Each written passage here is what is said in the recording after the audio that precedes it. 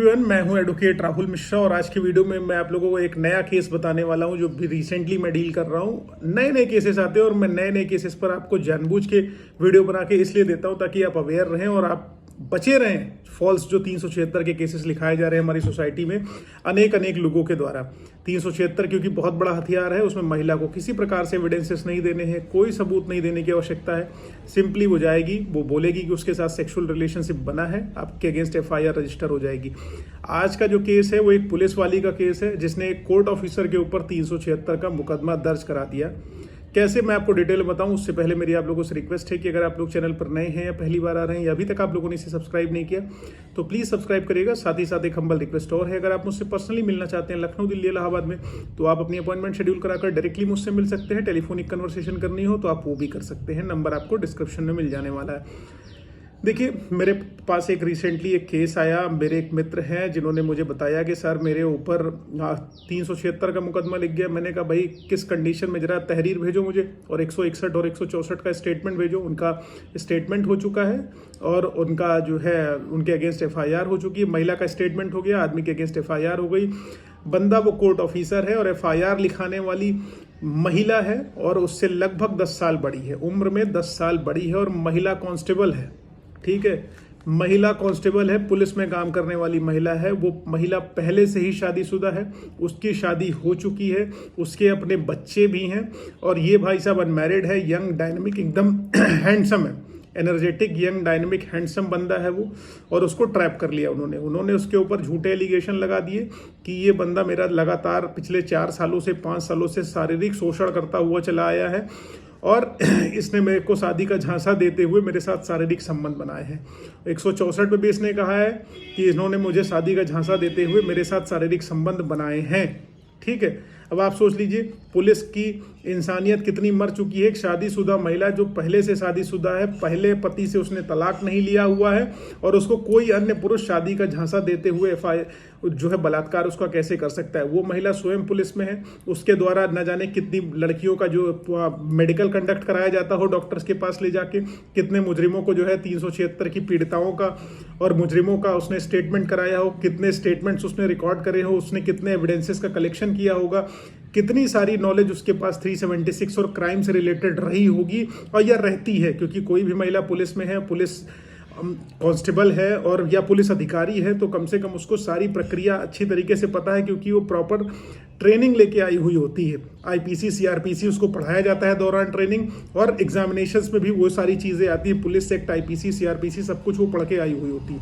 अब आप खुद सोच लीजिए, जो महिला पुलिस में आरक्षी पद पर यानी कांस्टेबल पद पर तैनात है वो रेप विक्टिम्स का सपोर्ट करती है, सो कॉल्ड रेप विक्टिम्स का और so called helpful police support करती है, उनका स्टेटमेंट कराती है, नक्शा नजरीन बनाती है, मौका मुआयना करती है, डॉक्टर के पास लेके जाती है, कोर्ट में पेश कराती है। कोर्ट प्रोसीडिंग से कंप्लीटली वो अनभिज्ञ नहीं है, उसको सब कुछ पता है कि कोर्ट में कैसे होता है, शादी का झांसा कैसे दिया जाता है, कौन क्या करता है। पुलिस में है क्योंकि उनको सारी चीज़ें अच्छी तरीके से पता है।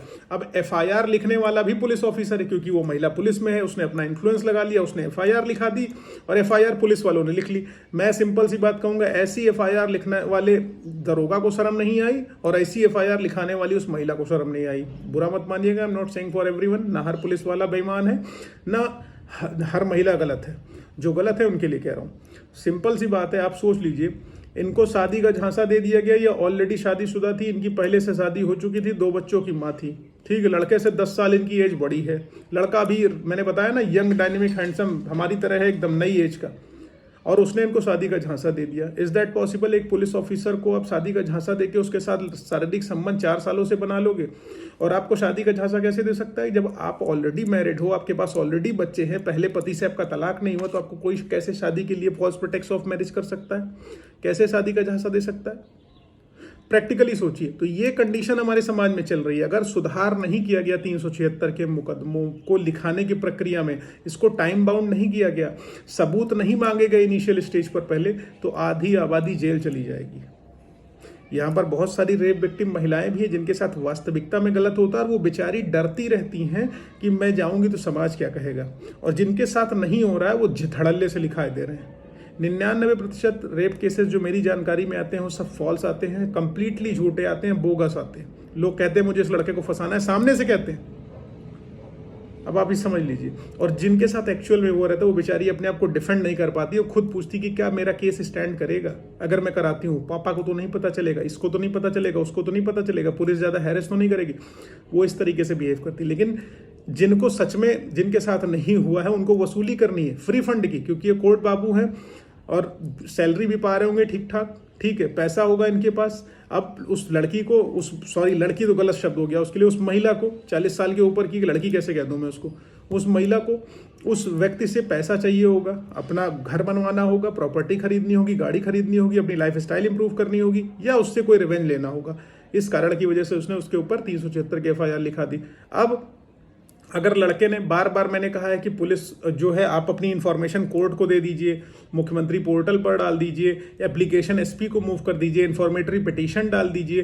कोई एप्लीकेशन जब आपको लगता है कोई व्यक्ति आपके अगेंस्ट फॉल्स केसेस लिखा सकता है, कोई एप्लीकेशन, कोई इन्फॉर्मेटरी पिटीशन, कोई सूचना अगर आपने पहले से दे रखी हो, और तो कम से कम आपको अरेस्ट स्टे लेना होगा, एंटिसिपेटरी बेल लेनी होगी, तो उसमें काम आएगा ये सारी चीज़ें। वो एप्लीकेशन जो आपकी बहुत छोटी सिंपल सी होती है, हम लोग ड्राफ्ट करके देते हैं, वो बहुत सिंपल होती है, लेकिन वो आपको अरेस्ट स्टे में हेल्प करती है, एंटिसिपेटरी बेल में हेल्प करती है, क्वेश्चनिंग में हेल्प करती है कि हम पहले सूचित कर चुके थे कि मेरे अगेंस्ट फलाना फॉल्स नेचर के केसेस लिखा सकता है। कम से कम आपको बैकअप मिल जाएगा। कोर्ट पूछेगी ना कि आपने किसको एप्लीकेशन दी है, कहाँ पर आप सूचित करके आए हैं, तो आप बता तो पाओगे कि हमने फलाने को सूचित किया था, उसने कोई कार्रवाई नहीं करी, इसलिए इसने मेरे ऊपर FIR लिखा दी, अब बचाओ मुझे क्वेश्चनिंग में आने पर। तो अब इनके कोर्ट बाबू साहब के ऊपर जो FIR लिखी गई है वो 100% मुझे लगता है कि कोर्ट जो है नीचे से ही उसको खत्म करेगा, उनको एंटिसिपेटरी बेल भी ग्रांट करेगा, नहीं करेगा तो हाई कोर्ट आएंगे, हाई कोर्ट में देखा जाएगा। ये सारी चीज़ें हैं। अब आप समझ लीजिए कि इस लेवल पर जाकर FIR लिखाई जा रही है। ऑलरेडी जिसकी शादी हो रखी, जिसके अपने बच्चे हैं, जिसने अपने पहले पति से तलाक नहीं लिया, FIR की पहली लाइन में लिखा हुआ कि शादी का झांसा देते हुए लगातार मेरे साथ शारीरिक संबंध बनाए। आप स्वयं मुझे कमेंट करके बताओ कि क्या किसी शादीशुदा महिला को, जिसको पता है कि उसके पास पहले से एक पति है, उससे उसका तलाक नहीं हुआ है, उसके बच्चे हैं, क्या उसको शादी का झांसा देना पॉसिबल है? Is that possible? If it is, महिलाएं आप बताएं, पुरुष आप बताएं, कौन गलत है इस मैटर में, कौन सही है? आप दोनों लोग जज कर लो, मैं इसमें कुछ नहीं बोलूंगा। Thank you so much. जय हिंद, जय भारत। अगर अभी तक चैनल को सब्सक्राइब नहीं किया तो कर लेना। फेसबुक, इंस्टाग्राम, ट्विटर पर नहीं जुड़े हो तो आप मुझे वहां फॉलो करना, लिंक आपको डिस्क्रिप्शन में मिलने वाला है। जय हिंद, थैंक यू।